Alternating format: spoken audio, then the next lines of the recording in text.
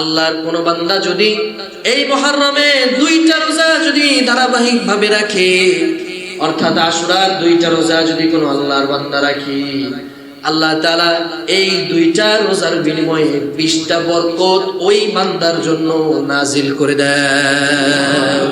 রাসূলুল্লাহ সাল্লাল্লাহু আলাইহি ওয়াসাল্লাম বলেন, এই মাসটা হলো স্বয়ং আল্লাহ তাআলার মাস।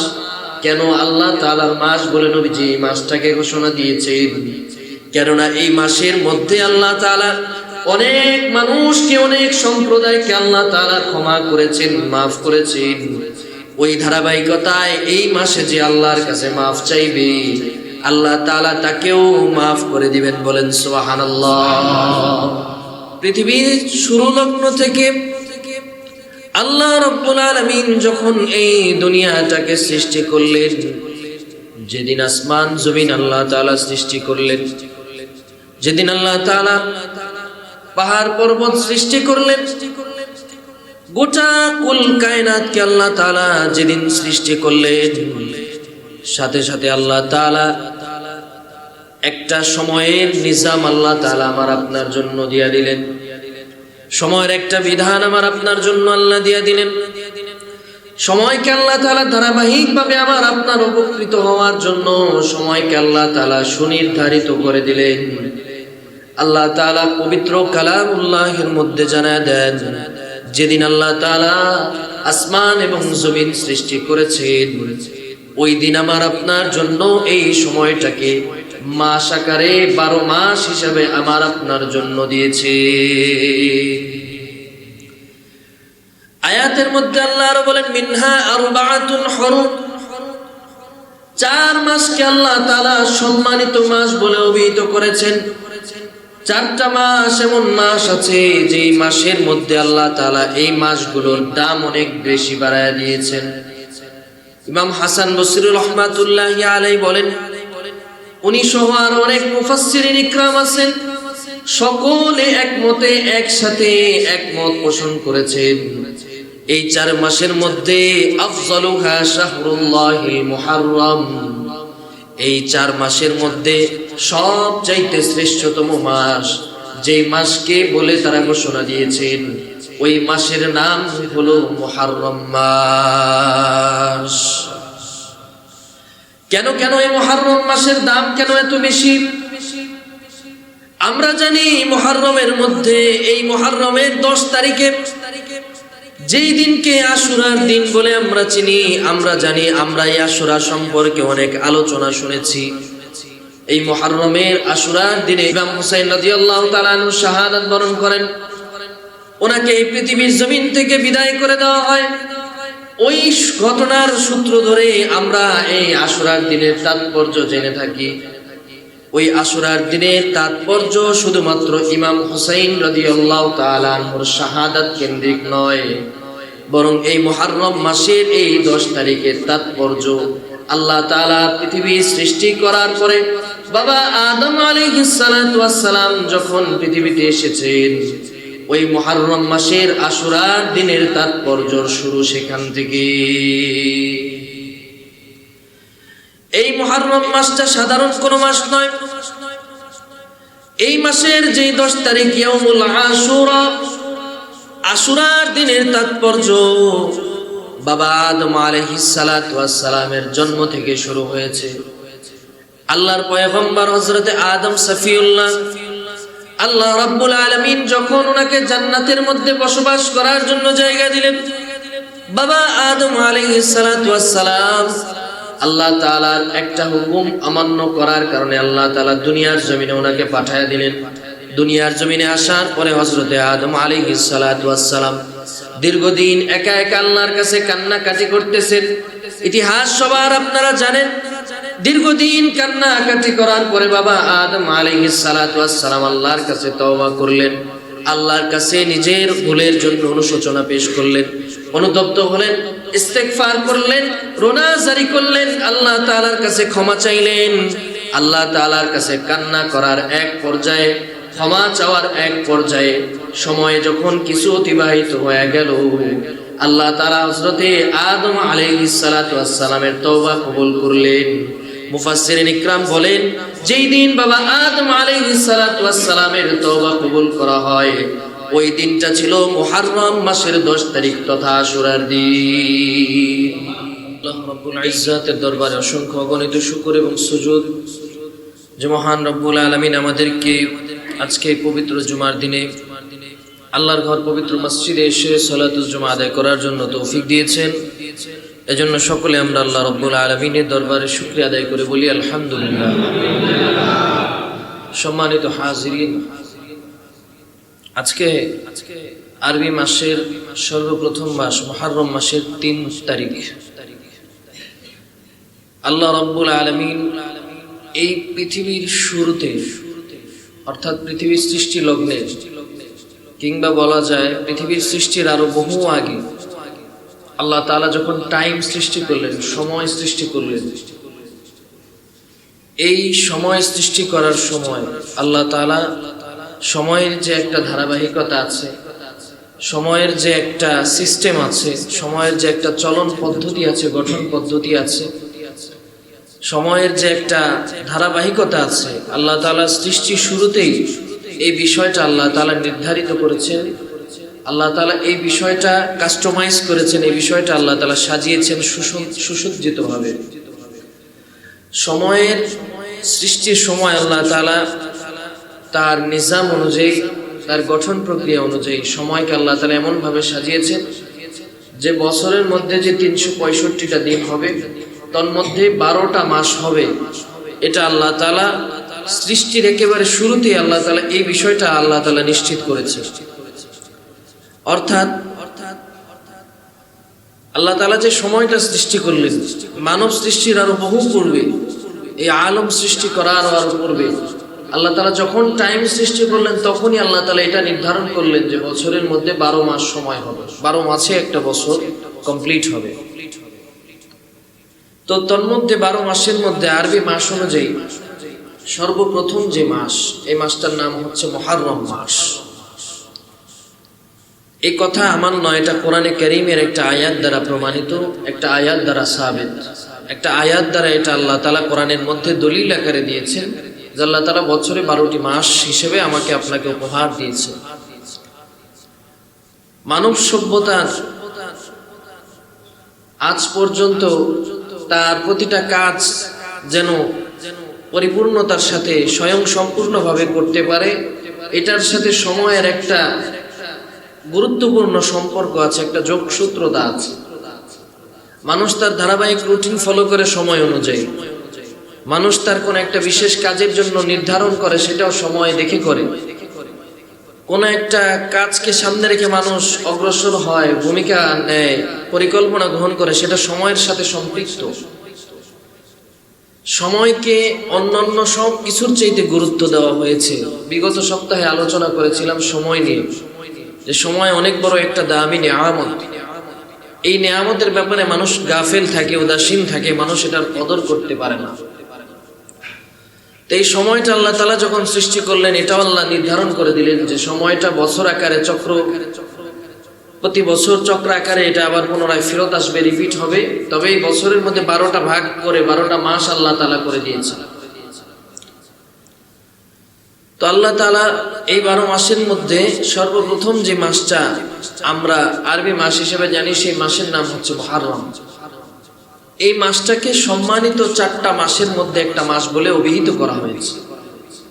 এটা আমার কথা নয়, এটা আল্লাহ তাআলারই কথা। এমনকি ইসলাম আসার পূর্বে, ইসলাম পৃথিবীতে আসার পূর্বে, ইসলাম আল্লাহ রসুলের উপরে আসার পূর্বেও, জাহিলি যুগের পূর্বেও, একেবারে পৃথিবীর শুরু লগ্ন থেকে বলা যায় যে 4টা মাসকে আশহুরে হরম তথা সম্মানিত মাস বলে অভিহিত করা হয়। কয়টা মাস বলেন? 4টা মাস। এই 4টা মাসকে সম্মান সূচক মাস বলে চিহ্নিত করা হয়। নবীজি সাল্লাল্লাহু আলাইহি ওয়াসাল্লামের জন্মের পূর্ব থেকে যে যুগটাকে বর্বরতার যুগ, যে যুগটাকে হানাহানি, খুন খারাপি, রাজধানী, ডাকাতি, ছিনতাই, চাঁদাবাজি, লুটতরাজ, অন্যায়, জুলুম, অবিচার, নির্যাতন, নিষ্পেষণ, বর্বরতা, নিষ্ঠুরতার যুগ যেটা ছিল, আইয়ামে জাহিলিয়াতের যুগেও এই 4টা মাসকে, বছরের এই নির্দিষ্ট 4টা মাসকে সম্মানসূচক মাস বলে অভিহিত করা হতো। অর্থাৎ বছরের অন্যান্য 8টা মাসের মধ্যে যত ধরনের অকারেন্স হতো, অপকর্ম হতো, এই 4 মাসে কোনো ধরনের অপকর্ম, কোনো ধরনের অকারেন্স, কোনো ধরনের অন্যায়, জুলুম, নির্যাতন, নিষ্পেষণ কোনো কিছুই করা হতো না 4টা মাসের সম্মান। সুবহানাল্লাহ বলেন। এই 4 মাসের মধ্যে 3টা মাস হচ্ছে ধারাবাহিক 3 মাস। যেই মাসটা ইতোপূর্বে আমরা ছেড়ে এসেছি, জিলহজ মাস, এর আগের জিলকদ মাস, আর এই যে মুহররম মাস যেটা চলছে, এই মাসটা ওই মাসের মধ্যে শামিল। এবং আরেকটা মাস সেটা হচ্ছে রজব। এই মুহররমের নাম মূলত মুহররম ছিল না, এটার নাম ছিল সফরে আউয়াল। এরপরের মাসটা হচ্ছে সফর মাস, যেটাকে বলা হতো সফরে আখর।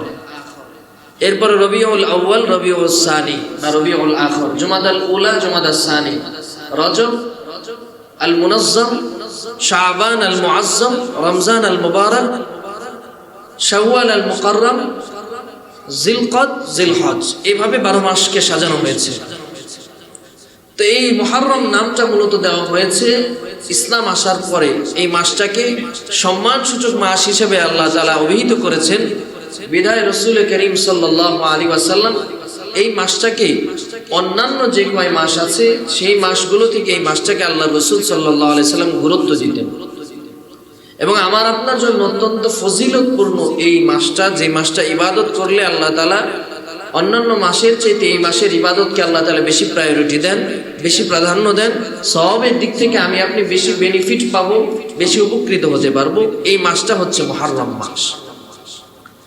আল্লাহ রাব্বুল আলামিন পবিত্র কোরআনে কারীমের মধ্যে এই সংক্রান্ত আয়াত নাজিল করে আল্লাহ বলেন, ইন্না ইদ্দাতাশ শুহুরি ইনদাল্লাহি 12 শাহরান ফি কিতাবিল্লাহি ইয়াওমা খালাকাস সামাওয়াতি ওয়াল আরদা মিনহা আরবাআতুন হুরুম। আল্লাহ রাব্বুল আলামিন বলেন, পৃথিবীর শুরু লগ্ন থেকে আল্লাহ রাব্বুল আলামিন যখন এই দুনিয়াটাকে সৃষ্টি করলেন, যেদিন আসমান জমিন আল্লাহ তাআলা সৃষ্টি করলেন, যেদিন আল্লাহ তাআলা পাহাড় পর্বত সৃষ্টি করলেন, গোটা কুল কায়নাতকে আল্লাহ তাআলা যেদিন সৃষ্টি করলেন, সাথে সাথে আল্লাহ তাআলা একটা সময়ের নিজাম আল্লাহ তাআলা আমার আপনার জন্য দিয়া দিলেন। সময়ের একটা বিধান আমার আপনার জন্য আল্লাহ দিয়া দিলেন। সময়কে আল্লাহ তাআলা ধারাবাহিকভাবে আমার আপনার উপকৃত হওয়ার জন্য সময়কে আল্লাহ তাআলা সুনির্ধারিত করে দিলেন। আল্লাহ তাআলা পবিত্র কালামুল্লাহের মধ্যে জানায় দেন, যেদিন আল্লাহ তাআলা আসমান এবং জমিন সৃষ্টি করেছেন, ওই দিন আমার আপনার জন্য এই সময়টাকে মাস আকারে 12 মাস হিসাবে আমার আপনার জন্য দিয়েছে। আয়াতের মধ্যে আল্লাহ আরো বলেন, মিনহা আরবাআতুন হুরুম, 4 মাসকে আল্লাহ তাআলা সম্মানিত মাস বলে অভিহিত করেছেন। 4টা মাস এমন মাস আছে যেই মাসের মধ্যে আল্লাহ তাআলা এই মাসগুলোর দাম অনেক বেশি বাড়ায় দিয়েছেন। ইমাম হাসান বসরি রাহমাতুল্লাহি আলাইহি বলেন, উনি সহ আর অনেক মুফাসসিরিন ইকরাম আছেন, সকলে একমতে একসাথে একমত পোষণ করেছেন, এই 4 মাসের মধ্যে আফজালুহা শাহরুল্লাহিল মুহররম, এই 4 মাসের মধ্যে সবচাইতে শ্রেষ্ঠতম মাস, যেই মাসকে বলে তারা ঘোষণা দিয়েছেন, ওই মাসের নাম হলো মুহররম মাস। কেন এই মুহররম মাসের দাম কেন এত বেশি? আমরা জানি মুহররমের মধ্যে, এই মুহররমের 10 তারিখে, যেই দিনকে আশুরার দিন বলে আমরা চিনি, আমরা জানি, আমরা এই আশুরা সম্পর্কে অনেক আলোচনা শুনেছি। এই মুহররমের আশুরার দিনে ইমাম হুসাইন রাদিয়াল্লাহু তাআলা আনহু শাহাদাত বরণ করেন, ওনাকে এই পৃথিবীর জমিন থেকে বিদায় করে দেওয়া হয়। ওই ঘটনার সূত্র ধরে আমরা এই আশুরার দিনের তাৎপর্য জেনে থাকি। ওই আশুরার দিনের তাৎপর্য শুধুমাত্র ইমাম হুসাইন রাদিয়াল্লাহু তাআলা আনহুর শাহাদাত কেন্দ্রিক নয়, বরং এই মুহররম মাসের এই 10 তারিখের তাৎপর্য আল্লাহ তাআলা পৃথিবী সৃষ্টি করার পরে বাবা আদম আলাইহিস সালাতু ওয়াস সালাম যখন পৃথিবীতে এসেছেন, ওই মুহররম মাসের আশুরার দিনের তাৎপর্য শুরু সেখান থেকে। এই মুহররম মাসটা সাধারণ কোনো মাস নয়। এই মাসের যে 10 তারিখ ইয়াউমুল আশুরা, আশুরার দিনের তাৎপর্য বাবা আদম আলাইহিস সালাতু ওয়াস সালামের জন্ম থেকে শুরু হয়েছে।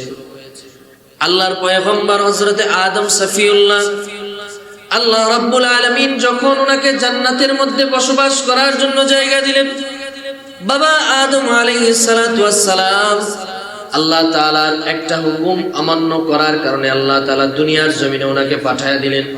দুনিয়ার জমিনে আসার পরে হযরতে আদম আলাইহিস সালাতু ওয়াস সালাম দীর্ঘদিন একা একা আল্লাহর কাছে কান্নাকাটি করতেছেন। ইতিহাস সবার আপনারা জানেন। দীর্ঘদিন কান্নাকাটি করার পরে বাবা আদম আলাইহিস সালাতু ওয়াস সালাম আল্লাহর কাছে তওবা করলেন, আল্লাহর কাছে নিজের ভুলের জন্য অনুশোচনা পেশ করলেন, অনুতপ্ত হলেন, ইস্তেগফার করলেন, রোনা জারি করলেন, আল্লাহ তাআলার কাছে ক্ষমা চাইলেন। আল্লাহ তাআলার কাছে কান্না করার এক পর্যায়ে, ক্ষমা চাওয়ার এক পর্যায়ে সময় যখন কিছু অতিবাহিত হয়ে গেল, আল্লাহ তাআলা হযরতে আদম আলাইহিস সালাতু ওয়াস সালামের তওবা কবুল করলেন। মুফাসসিরিন ইকরাম বলেন, যেই দিন বাবা আদম আলাইহিস সালাতু ওয়াস সালামের তওবা কবুল করা হয়, ওই দিনটা ছিল মুহররম মাসের 10 তারিখ তথা আশুরার দিন। এই দিনে হযরত আদম আলাইহিস সালামের তওবা কবুল করা হয়েছে। শুধু তাই নয়, এই দিনের সবচাইতে প্রসিদ্ধতম ঘটনা আমার আপনার নবী, বিশ্ব নবী সরকারে দো আলম রাসূলুল্লাহ সাল্লাল্লাহু আলাইহি ওয়াসাল্লামের একজন ভাই। উসুলের মধ্যে আছে নবীদের মধ্যে আল্লাহ তাআলা ভ্রাতৃত্বের সম্পর্ক রেখেছেন। এক নবী আরেক নবীর ভাই। শুধুমাত্র হযরত ইব্রাহিম খলিলুল্লাহকে আল্লাহর নবী নিজের বাবা বলে পরিচয় দিয়েছেন, আর আমাদের সকলের আদি পিতা হযরত আদম আলাইহিস সালামকে নিজের বাবা বলেছেন। এই দুইজন ব্যতীত সমস্ত নবীকে আল্লাহ তাআলা ভাই ভাই সম্পর্কে জুড়ে দিয়েছেন। আল্লাহর নবী সরকারে দো আলম রাসূল আরবি মুহাম্মদুর রাসূলুল্লাহ সাল্লাল্লাহু আলাইহি ওয়াসাল্লাম হযরতে মূসা কালিমুল্লাহ আলাইহিস সালাতু ওয়াস সালাম একজন আরেকজনকে নিজের ভাই বলে স্বীকৃতি দিতেন। নবীজি সাল্লাল্লাহু আলাইহি ওয়াসাল্লাম বলেন, এই আশুরার দিন, জিলহজ মুহররম মাসের এই 10 তারিখ আশুরার দিন, এই 10 তারিখের এই মহান দিনটা এমন একটা দিন যেই দিনে আল্লাহর নবী মূসা কালিমুল্লাহকে আল্লাহ তাআলা ফিরাউনের বাহিনী থেকে রক্ষা করে ফিরাউনকে পানিতে ডুবিয়ে মেরেছে। আব্বারাল বাহরু ওয়া নাজাহুল্লাহু মিন ফিরাউন। মূসা আলাইহিস সালাতু ওয়াস সালামকে আল্লাহ তাআলা নিরাপত্তার সাথে সমুদ্র পার করায়া দেন এবং ফিরাউনকে আল্লাহ তাআলা পানির মধ্যে, সমুদ্রের মধ্যে, লোহিত সাগরের মধ্যে নিমজ্জিত করেন। ফিরাউন ডুবে মারা যায়, আর মূসা কালিমুল্লাহকে আল্লাহ তাআলা নিষ্পত্তি দান করেন, মুক্তি দান করেন, ওনাকে আল্লাহ তাআলা সেভ করেন, প্রোটেক্ট করেন। যেই দিন এই ঘটনাটা ঘটেছিল সেই দিনটা হচ্ছে 10 মুহররম তথা আশুরার দিন। বলেন সুবহানাল্লাহ। এই দিনের তাৎপর্য রয়েছে, আশুরার দিনের অনেক তাৎপর্য রয়েছে। শুধু তাই নয়, ওমদাতুল কারি একটা কিতাব আছে, এছাড়া আরো বিভিন্ন ঐতিহাসিক গ্রন্থের মধ্যে এই 10 মুহররমের ব্যাপারে অনেক তথ্য পাওয়া যায়, অনেক ঐতিহাসিক ঘটনা পাওয়া যায়। কিছু ঘটনার ব্যাপারে উলামা ইকরাম, মুহাদ্দিসিন ইকরাম, ফুকাহা ইকরাম এটা সহিহ হওয়ার ব্যাপারে কয়েক জায়গায় আপত্তি করেছেন, কয়েক জায়গায়, কিছু জায়গায় করেননি। তো সবকিছুর বহির্ভূত, সবকিছুর বাইরে এই দিনের তাৎপর্য বোঝার জন্য একটা দুইটা ঘটনায়, একটা দুইটা উদাহরণই আমাদের জন্য যথেষ্ট। যে এই দিন আল্লাহ তাআলা হযরত মূসা আলাইহিস সালাতু ওয়াস সালামকে ফিরাউনের কবল থেকে আল্লাহ তাআলা মুক্ত করেছিলেন, যার কারণে মূসা পয়গম্বর আল্লাহ তাআলার কাছে শুকরগুজার হয়েছিলেন। তিনি রোজা রাখতেন এবং তার দেখা দেখি আমরা উম্মতে মুহাম্মাদি, আমার আপনার নবীও এই মুহররমের আশুরার 10 নম্বর দিনে, এই দিনে আমার আপনার নবীও রোজা রাখতেন। আলোচনা সামনে আসছে ইনশাআল্লাহ। তো এই দিনের অনেক তাৎপর্য রয়েছে। যেটা বলছিলাম, হাসান বসরি রহমাতুল্লাহ আলাইহি বলেন যে এই 4 মাসের মধ্যে উলামায়ে কেরাম সর্বশ্রেষ্ঠ মাসকে অভিহিত করেছেন, সেই মাসটার নাম হচ্ছে মুহররম মাস। একটা হাদিস আপনাদের সামনে আমি পেশ করতে যাচ্ছি। হাদিসটা মুসলিম শরীফের মধ্যে আছে। সাইয়্যিদুল মুহাদ্দিসিন হযরত আবু হুরায়রা রাদিয়াল্লাহু তাআলা আনহু থেকে হাদিসটা বর্ণিত। তিনি বলেন, ওয়ান আবি হুরায়রা রাদিয়াল্লাহু তাআলা আনহু قال رسول الله صلى الله عليه وسلم أفضل الصيام بعد رمضان شهر الله المحرم وأفضل الصلاة بعد الفريضة صلاة الليل الله النبي বিশ্বনবী সরকারে দো আলম রাসূলুল্লাহ সাল্লাল্লাহু আলাইহি ওয়াসাল্লাম বলেন, হযরত আবু হুরায়রা রাদিয়াল্লাহু তাআলা আনহু থেকে সহিহ সনদে হাদিসটা বর্ণিত। নবীজি সাল্লাল্লাহু আলাইহি ওয়াসাল্লাম বলেন, রমজান মাসের 30টা রোজার পরে রমজানের যেই ফরজ 30টা রোজা আল্লাহ তাআলা মানুষের জন্য নির্ধারিত করে দিয়েছেন, এই 30টা রোজার পরে যেই রোজা আল্লাহ তাআলার কাছে সবচাইতে বেশি প্রিয়, বান্দার জন্য সবচাইতে ফজিলতপূর্ণ যেই রোজা, ওই রোজা হলো আশুরার রোজা তথা মুহররম মাসের রোজা। মুহররম মাসের রোজা কেমন ফজিলতপূর্ণ নামাজ রোজা। মুহররম মাসের এই রোজা অন্যান্য রোজার চাইতে অনেক ফজিলতপূর্ণ।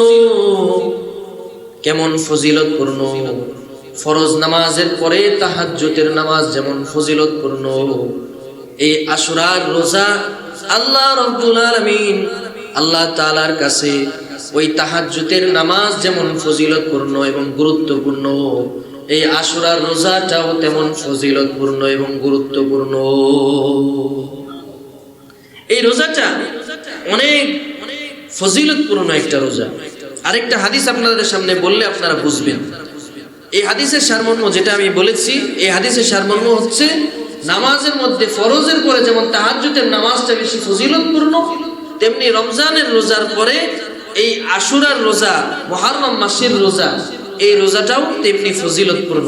অর্থাৎ ফরজের পরে আল্লাহ তাআলার কাছে সবচেয়ে পছন্দের নামাজ হচ্ছে তাহাজ্জুদের নামাজ, যেটা বান্দা একাকী নিভৃতিতে, বান্দা একেবারে একাকিত্বের সাথে, একেবারে সবার আড়ালে গিয়ে বান্দা যেভাবে আদায় করে, শুধুমাত্র বান্দার সাথে আল্লাহর সাথে সম্পর্ক স্থাপন হয়, যেমনি ভাবে এই রোজাটা আল্লাহ, এই নামাজটা আল্লাহর কাছে যেমনি ভাবে পছন্দনীয়, তেমনি ভাবে এই আশুরার রোজাটাও আল্লাহ তাআলার কাছে একইভাবে পছন্দনীয়। সুবহানাল্লাহ।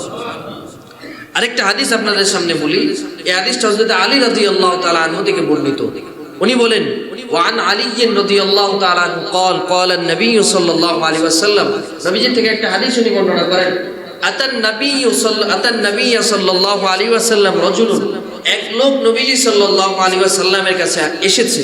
ফাকালা, সেই লোকটা বলল, ইয়া রাসূলুল্লাহ, ও আল্লাহর নবী, আখবিরনি বিশাহরিন আসুমুহু বা'দা রমাদান, আমাকে এমন একটা মাসের কথা বলেন রমজানের পরে যে 1 মাস আমি টানা রোজা রাখতে পারবো। কয় মাস বলেন? 1 মাস টানা রোজা রাখবো। রমজানের পরে এরকম একটা মাসের কথা আপনি আমাকে জানান। নবীজি বললেন, ফাকালা ইন কুনতা সাইমান শাহরান বা'দা রমাদান, তুমি যদি রমজানের পরে, রমজান মাসের পরে কোনো মাস জুড়ে, সারা মাস জুড়ে যদি রোজা রাখতে চাও, এমন কোনো মাস যদি তালাশ করো, ফাসুমিল মুহররম, তাহলে তুমি মুহররম মাসে রোজা রাখো। কোন মাস? অন্য কোন মাসের কথা বলেছেন? মুহররম মাসের কথা বলেছেন। ফাসুমিল মুহররম, মুহররম মাস পুরো মাসটা জুড়েই তুমি রোজা রাখতে পারো। ফাইন্নাহু শাহরুল্লাহ, এই মাসটা হলো আল্লাহ তাআলার মাস। সুবহানাল্লাহ বলেন। কার মাস? স্বয়ং রমজান মাসের ব্যাপারে আল্লাহ বলেন এটা আমার মাস, এটা কোরআন নাজিলের মাস বলা হয়েছে, কিন্তু এখানে বলা হয়েছে ফাইন্নাহু শাহরুল্লাহ, এটা হচ্ছে আল্লাহ তাআলার মাস, আল্লাহ তাআলার মাস। এরপরে নবীজি বলেন কেন এটা আল্লাহ তাআলার মাস। নবীজি সাল্লাল্লাহু আলাইহি সাল্লাম এই কথাটার এক্সপ্লেনেশন দিচ্ছেন, ব্যাখ্যা দিচ্ছেন। এই কথাটার ব্যাপারে নবীজি উইটনেস দিচ্ছেন, সাক্ষী দিচ্ছেন, দলিল পেশ করছেন। নবীজি বলেন, ওয়া ফীহি ইয়াউমুন তাবা ফীহি আলা কওমিন ওয়া ইউতাবু ফীহি আলা আখারিন। আল্লাহর নবী সরকারে দো আলম রাসূলুল্লাহ সাল্লাল্লাহু আলাইহি ওয়াসাল্লাম বলেন, এই মাসটা হলো স্বয়ং আল্লাহ তাআলার মাস। কেন আল্লাহ তাআলার মাস বলে নবীজি এই মাসটাকে ঘোষণা দিয়েছেন? কেননা এই মাসের মধ্যে আল্লাহ তাআলা অনেক মানুষকে, অনেক সম্প্রদায়কে আল্লাহ তাআলা ক্ষমা করেছেন, মাফ করেছেন। ওই ধারাবাহিকতায় এই মাসে যে আল্লাহর কাছে মাফ চাইবে, আল্লাহ তাআলা তাকেও মাফ করে দিবেন। বলেন সুবহানাল্লাহ। একটা মত পাওয়া যায়, হযরত ইউনূস আলাইহিস সালাতু ওয়াস সালামের কওমের লোকেরা, ইউনূস আলাইহিস সালাতু ওয়াস সালাম যখন তাদেরকে আযাবের ব্যাপারে ঘোষণা দিলেন, ইতিহাস বলতে গেলে আবার ওইদিকে চলে যাওয়া লাগে। তো ইউনূস আলাইহিস সালাতু ওয়াস সালামের কওমের লোকেরা ওনার আযাবের কথা শুনে ঠাট্টা মশকারি শুরু করলো, ইউনূস আলাইহিস সালাতু ওয়াস সালামের সাথে খারাপ আচরণ শুরু করলো। উনি বুঝতে পারলেন আল্লাহ তাআলা যেহেতু আযাবের ঘোষণা আল্লাহ তাআলা দিয়েছেন, আযাব অবশ্যই আসবে, এতে কোনো সন্দেহ নাই। ইউনূস আলাইহিস সালাতু ওয়াস সালাম আল্লাহ তাআলার আদেশ আসার আগে এলাকা ছেড়ে চলে গিয়েছে। তো ইউনূস আলাইহিস সালাতু ওয়াস সালামের কওমের লোকেরা পরের দিন বলে, ইউনূস তো সকাল হয়ে গেল, আমাদের বাসায় দাওয়াত দেওয়ার জন্য আসলো না, দিনের দাওয়াত দেওয়ার জন্য আসে নাই, যাও আর বাসায় গিয়ে একটু খোঁজ নিয়ে দেখো বাসায় কি করতেছে। তো কয়েকজন লোক এসে ইউনূস আলাইহিস সালাতু ওয়াস সালামের বাসার সামনে এসে দেখে বাসা তালা মারা। সবাই ভীত সন্ত্রস্ত হয়ে গেল যে ইউনূস যখন বলেছে তাহলে আযাব আসবে, এটা 100% সুনিশ্চিত, এটা শতভাগ সুনিশ্চিত, তাহলে কি করা যায়? ইউনূস তো চলে গিয়েছে, আমরা এখন কিভাবে বাঁচবো? সবাই একযোগে তওবা করে ফেলেছে এবং আল্লাহ তাআলা এই তাদের তওবাটাকে কবুল করে নিয়েছেন। যেই দিন তারা তওবা করেছে ওই দিনটাও ছিল আশুরার দিন, এমন অনেক মুহাদ্দিসিন ইকরাম বলেন সুবহানাল্লাহ। এই দিন আল্লাহ তাআলা তাদেরকে মাফ করেছেন। তো হাদিসের রেফারেন্স অনুযায়ী বোঝা যায় যে এই দিনে আল্লাহ তাআলা অনেককে ক্ষমা করেছেন, অনেক সম্প্রদায়ের কথা বলা হয়েছে। এখানে বলা হয়েছে ওয়াফিহি ইয়াউমুন তাবা ফিহি আলা কওমিন, যে এমন দিনে যারা তওবা করেছে এমন অনেক কওমকে আল্লাহ তাআলা মাফ করেছেন। সাইয়েদনা হযরত আদম আলাইহিস সালাতু ওয়াস সালামের ক্ষমার কথা আমরা জানতে পেরেছি।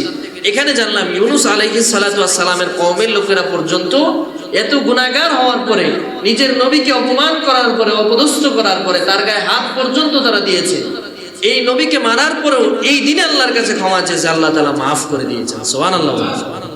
আরেকটা রেফারেন্স আপনাদেরকে দিচ্ছি, সেটা হচ্ছে এই দিনে আল্লাহ তাআলা হযরতে ইউনূস আলাইহিস সালাতু ওয়াস সালামকে মাছের পেট থেকেও মুক্তি দিয়েছেন সুবহানাল্লাহ বলেন।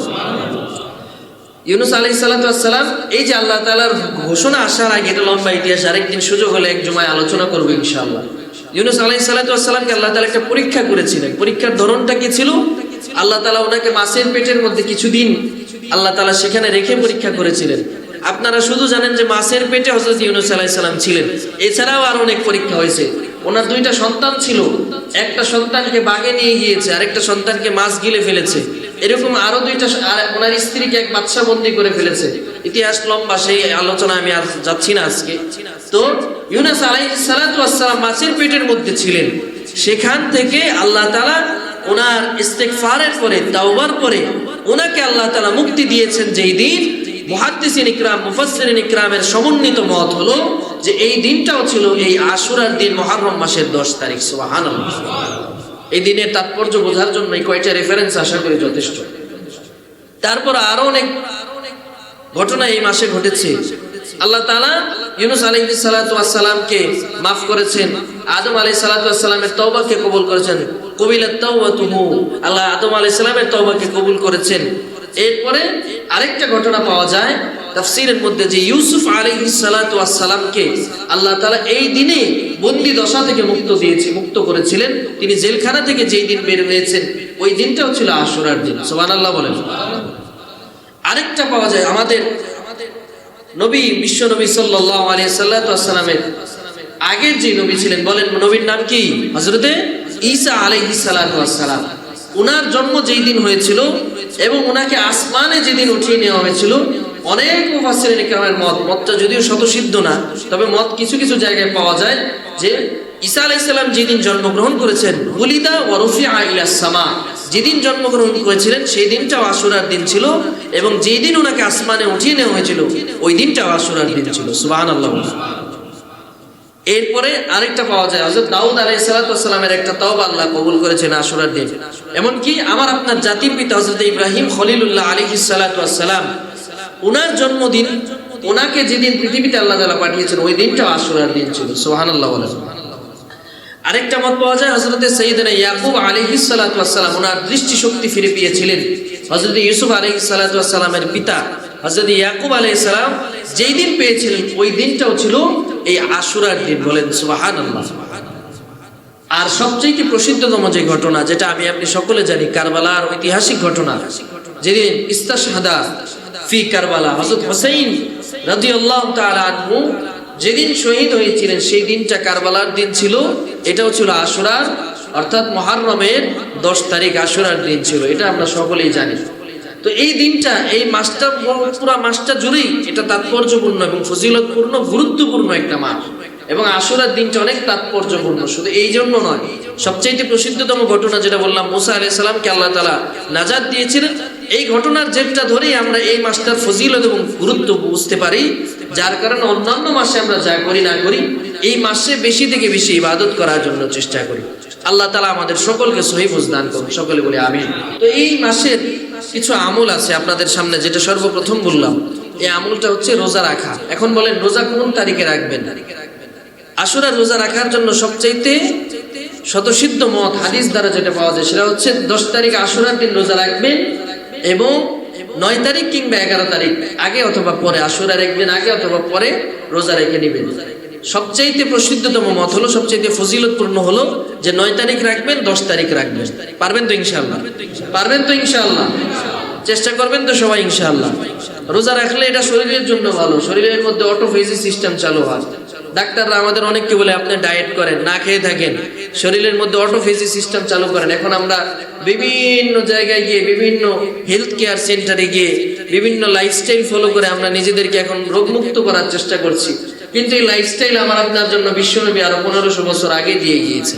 সুবহানাল্লাহ বলবেন না? এখন গিয়ে আমরা বুঝতে পারছি, উপলব্ধি করতে পারছি যে আল্লাহর নবী আমার আপনার জন্য কি সুন্দর নিজাম, কি সুন্দর ব্যবস্থা, কি সুন্দর আল্লাহর নবী সাল্লাল্লাহু আলাইহি ওয়াসাল্লাম আমার আপনার জন্য ফর্মুলা দিয়ে গিয়েছেন। কিন্তু আমি আপনি উম্মত হিসেবে ব্যর্থ, আল্লাহর নবীর এই বিধানগুলো নিজের জীবনে বাস্তবায়ন করতে পারি। এজন্য এই 2টা রোজা রাখার জন্য চেষ্টা করুন। পারবেন তো ইনশাআল্লাহ?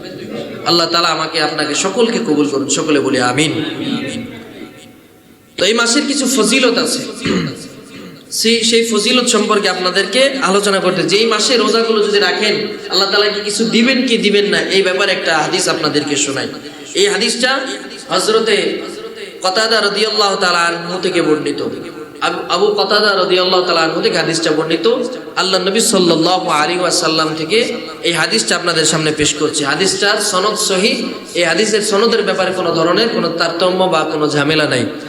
وعن أبي قتادة رضي الله تعالى عنه أن النبي صلى الله عليه وسلم قال صيام يوم عاشوراء إني أحتسب على الله أن يكفر السنة التي قبله আল্লাহর নবী সরকারে দু আলম রাসূল আরবি মুহাম্মদুর রাসূলুল্লাহ সাল্লাল্লাহু আলাইহি ওয়াসাল্লাম বলেছেন, কোন আল্লাহর বান্দা যদি এই আশুরার দিনের রোজা রাখে, আল্লাহর কোন বান্দা যদি এই আশুরার দিনের রোজাটা সুন্দরভাবে রাখে, আল্লাহর নবী বলেন আহতাসিবু আলাল্লাহি আইয়ুকাফিরাস সানাতাল্লাতী ক্বাবলাহু, আমি আল্লাহর কাছে আশা রাখছি, আল্লাহর কাছে প্রত্যাশা করছি, যে ব্যক্তি আশুরার দিনের রোজাটা সুন্দরভাবে রাখবে আল্লাহ তাআলা তার পিছনের 1 বছরের গুনাহ মাফ করে দিবে।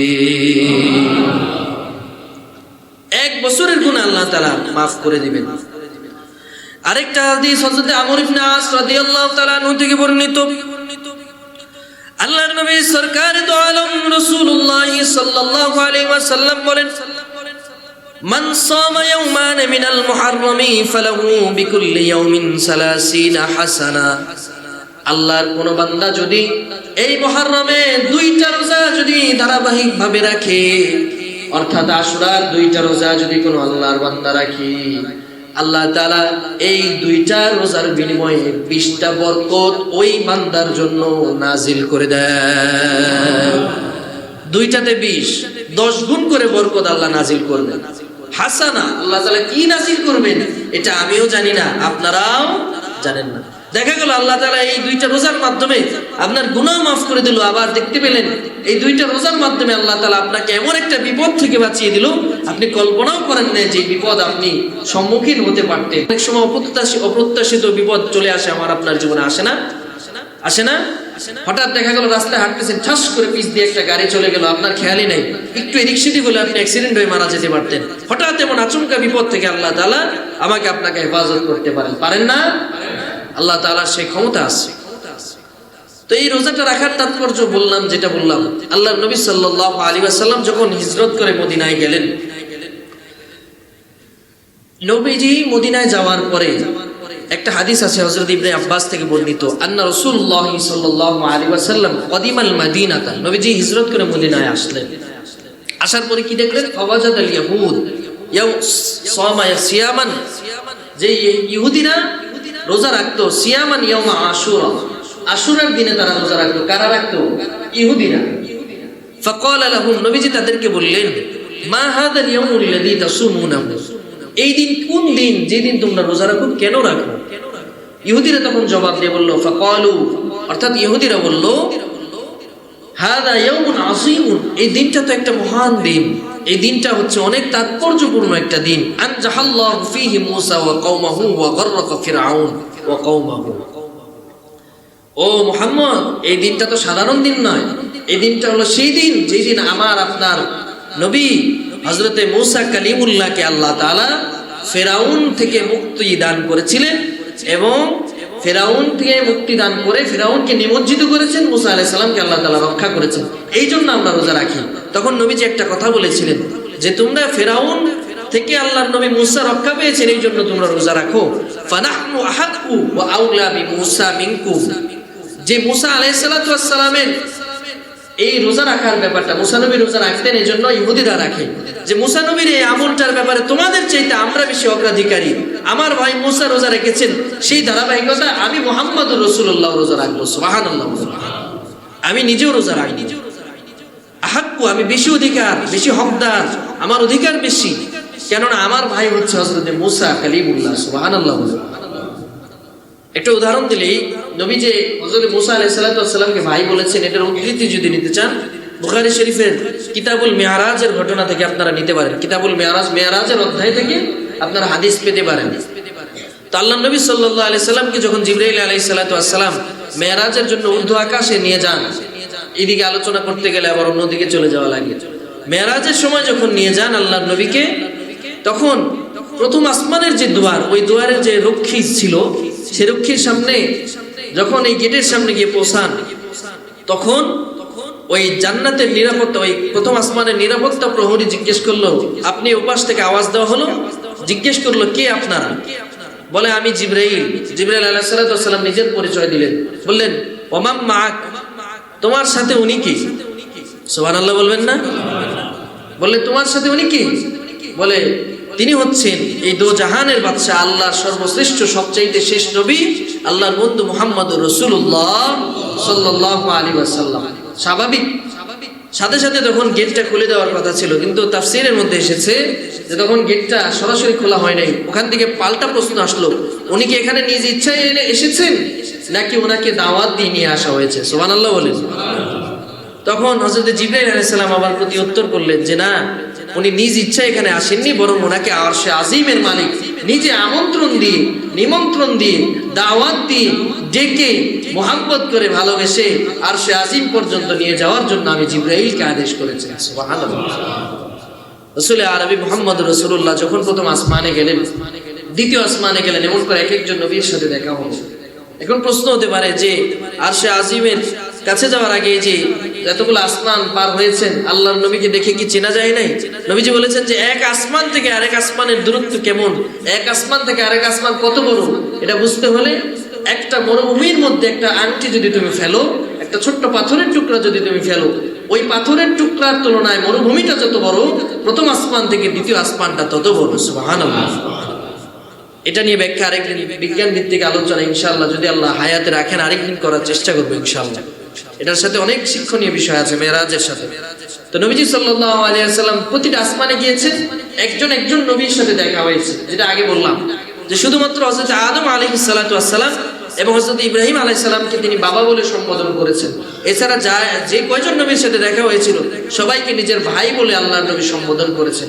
এই জন্য এই হাদিসের মধ্যে নবীজি বলেছেন যে আমার ভাই মুসার এই আমলের ব্যাপারে আমি মুহাম্মদুর রাসূলুল্লাহ ফানাহনু আহাক্কু ওয়া আউলা বিমুসা মিনকুম, তোমাদের চাইতে আমি মুহাম্মদ বেশি অধিকার রাখি, বেশি হকদার মুসা নবীর এই আমলটা করার ব্যাপারে। বলেন সুবহানাল্লাহ। তবে আমার আপনার আমল যেন ইহুদিদের আমলের সাথে না মিলে যায়, এজন্য আল্লাহর নবী কিছুদিন এভাবে একটা রোজা রাখার পরে নবীজি দুইটা রোজা রাখার ব্যাপারে আদেশ দিয়েছেন যে ইহুদিদের সাথে ওয়াখালিফুল ইয়াহুদ, তোমরা ইহুদিদের সাথে এই ব্যাপারে তোমরা একটা ভিন্নতা পোষণ করো, তোমরা রোজা রাখবে তবে 10 তারিখেরটা রাখবে, পাশে আরেকটা যোগ করে রাখবে। তো নবীজি নিজেও চেয়েছিলেন যে এইভাবে রোজা রাখবেন। যে বছর নবীজি ঘোষণা দিয়েছেন পরের বছর আল্লাহর নবী ইন্তেকাল করেছেন, এজন্য আমলটা নবীজি করে যেতে পারেন নাই। আমার আপনার একটা অভ্যাস হলো, আমার আপনার বাবা যদি মারা যায়, উনি যদি কোনো কাজ করে যান, ওই কাজটা যদি অসম্পূর্ণ থেকে যায়, আমি চেষ্টা করি সন্তান হিসেবে ওই কাজটা করার জন্য। করি না? কথা বলেন, করি না? কেন করি? যে আমার বাবা একটা কাজ করার জন্য উদ্যোগ গ্রহণ করেছিলেন, উনি করতে পারেন নাই, এই জন্য সন্তান হিসেবে আমি চাচ্ছি এই কাজটা সুন্দরভাবে করব। এই জন্য সন্তান হিসেবে আপনি যখন করতে পারেন নিজের বাবার রেখে যাওয়া অসম্পূর্ণ কাজ, তো আল্লাহর নবী যে আমলটা নিজে করতে চেয়েছিলেন, ওনার অন্তরের মধ্যে তামান্না ছিল, আকাঙ্ক্ষা ছিল, নবীজি নিজে করতে চেয়েছিলেন, হায়াতের কারণে করতে পারেননি। তো আমি আপনি উম্মত হিসেবে নবীজির ওই আমলটা করব, এটা আমার আপনার উপরে দায়িত্ব। কথা বলেন ঠিক কিনা? এজন্য সকলেই এই মুহররমের যে রোজাটা আছে, দুইটা রোজা রাখার জন্য নিয়ত করবেন। পারবেন তো ইনশাআল্লাহ? পারবেন তো ইনশাআল্লাহ?